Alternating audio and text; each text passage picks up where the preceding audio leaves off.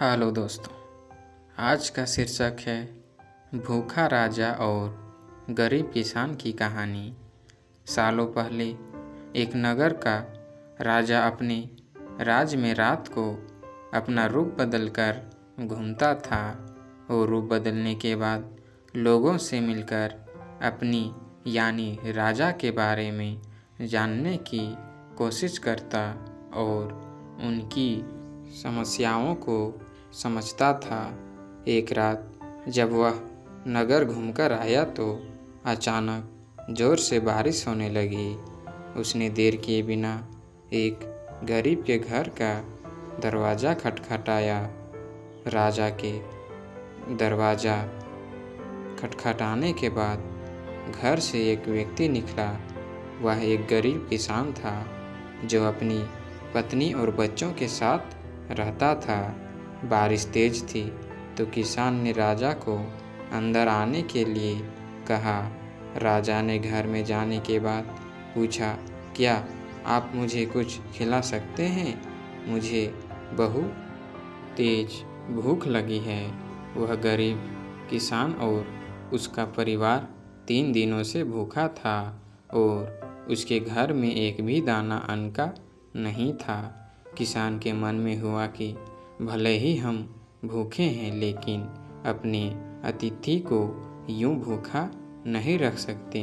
अब किसान ये सोच सोचकर बेचैन हो गया कि अपनी अतिथि का पेट कैसे भरा जाए।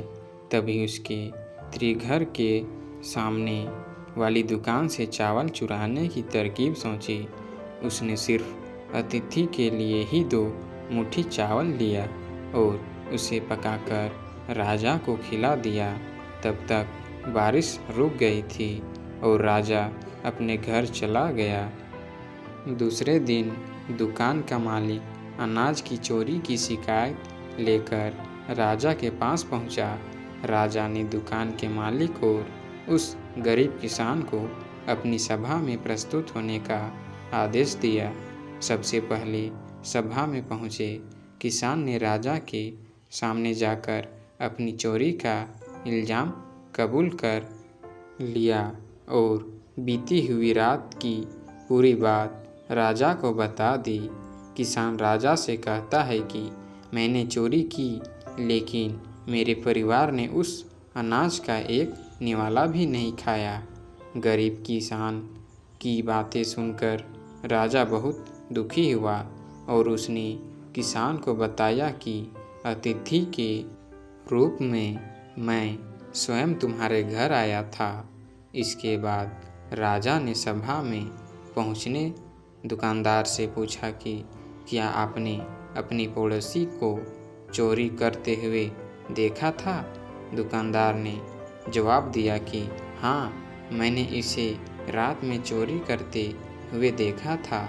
दुकानदार की बात सुन के बाद राजा कहता है कि इस चोरी के लिए मैं पहले जिम्मेदार हूँ और फिर दूसरा तुम हो, क्योंकि तुमने अपने पड़ोसी को अनाज की चोरी करते हुए देखा मगर कभी उसके भूखे परिवार को नहीं देखा।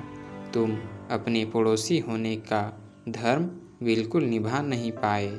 इतना कहने के बाद राजा ने दुकानदार को सभा से जाने के लिए कह दिया और किसान की अतिथि निष्ठा भाव को देखकर उसे 1000 सोने के सिक्के इनाम के रूप में दे दिया।